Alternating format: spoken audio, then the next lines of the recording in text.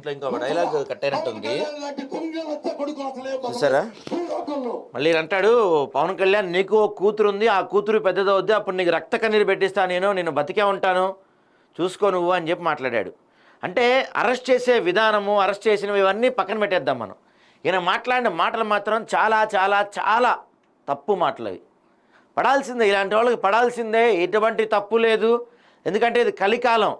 కలికాలంలో ఇలాంటి వాళ్ళకి ఇలానే సమాధానం చెప్పాలి, దెబ్బకు దెబ్బే సమాధానం చెప్పాలి, నోటి దురుతున్న సమాధానం చెప్పాలి.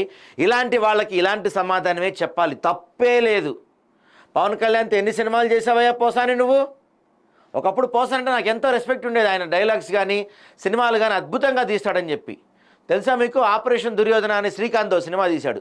దాంట్లో డైలాగ్స్ కానీ ఈయన రాసే స్టోరీస్ కానీ చాలా ఇష్టం నాకు. బాగా రాస్తాడు, మంచి ఒపీనియన్ ఉండేది ఈయన మీద.